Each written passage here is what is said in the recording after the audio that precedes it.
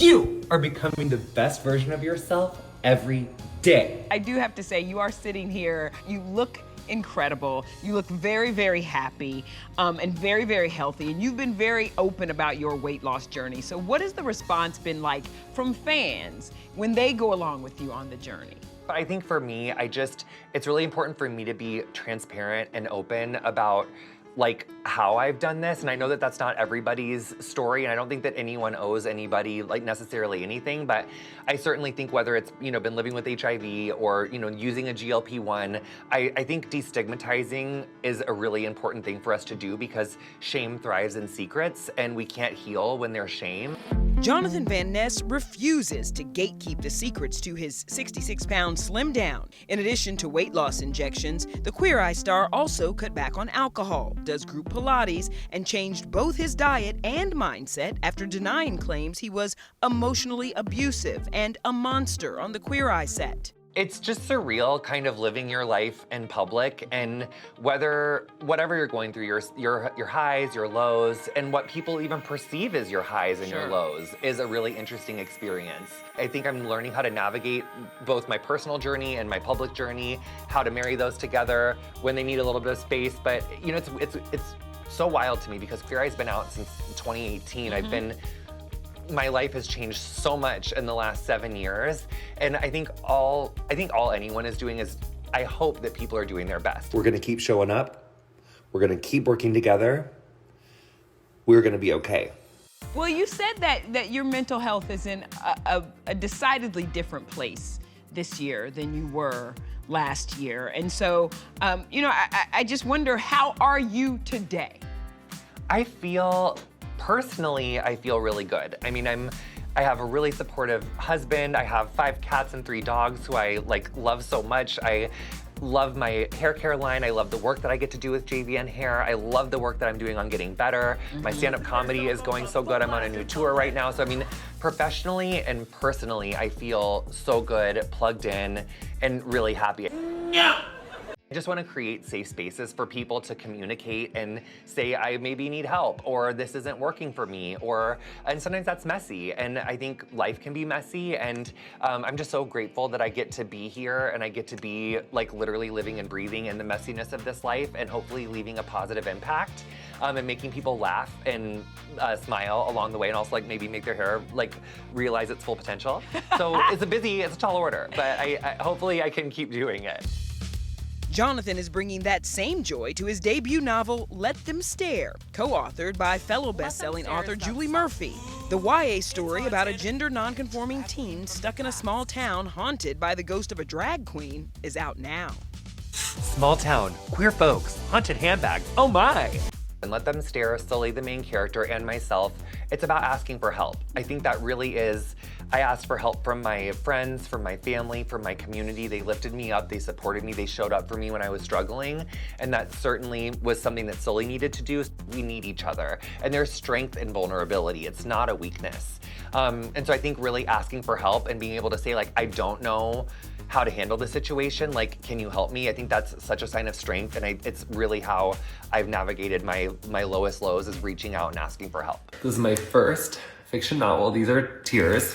This book does have a really special message of love for yourself, love for your hometown. So what was your inspiration for this?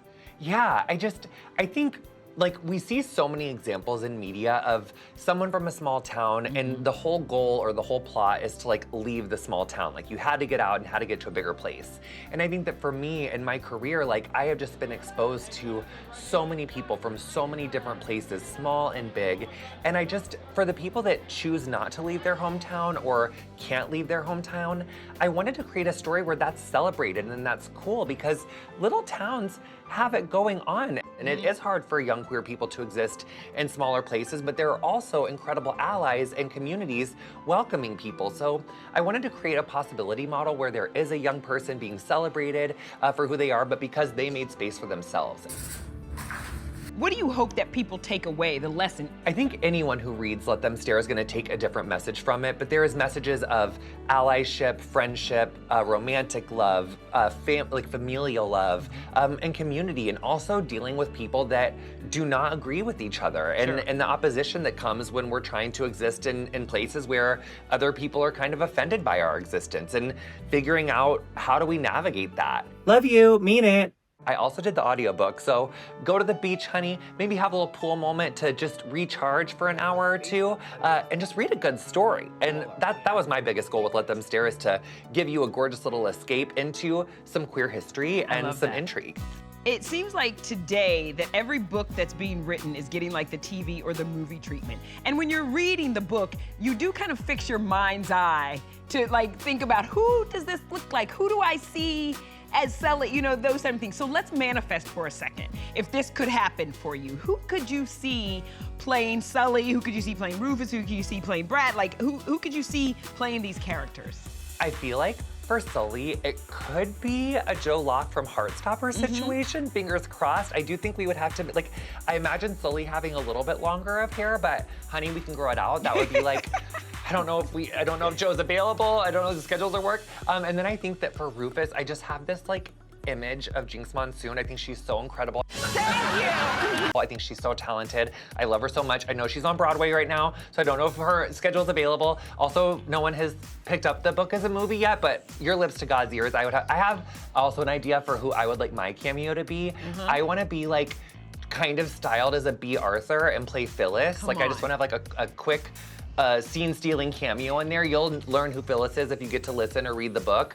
She is Phyllis's secrets run deep in Hearst, and I think I want to be a B. Arthur-inspired Phyllis. At least I'm not bitter. Let's help this former showgirl tap into her sparkle. I wonder, for Queer Eye, we want to know where you're headed next, because this is going to be season 10, right? And it feels like season 10 is a time to be big, really big. We're going big. We're going really big. I don't know if we've ever gone bigger. We are going to Washington, D.C. for season 10. That is the big. First time I've said that on camera in public, and I feel like Netflix PR, I feel like I'm like, am I hearing anything? No, but I'm allowed to. I think everyone knows. But yeah, season 10 is going to be in Washington, D.C. And we are so excited and a little nervous, but certainly excited. I can't wait to meet the people there and see what that city has in store for us. I wonder, because you do really feel like, I feel like this is a blooming season for you. What's next on the bucket list? And is there something where you're like, yeah, this is what I've got my sights set on now? I mean, I really am so grateful to be in a place in my life where I get to do things that bring me so much passion and joy. I love focusing on JVN hair. I'm really excited for season 10 of Queer Eye. But I love to write. And so I hopefully Let Them Stare is in my last fiction novel. I have a few more ideas that I've been working on. I have one that I've really been working on. So hopefully more stories. And I think I've just been going through this long era now where I've just been reading screenplays, reading pilots. I'm really interested in, I think I'm interested in learning how to like write scripted television. So it's kind of like a random like approaching 40 life pivot, who knew? But I like to like, instead of pivoting and letting things go, I just like to add. Yeah. I just keep adding things.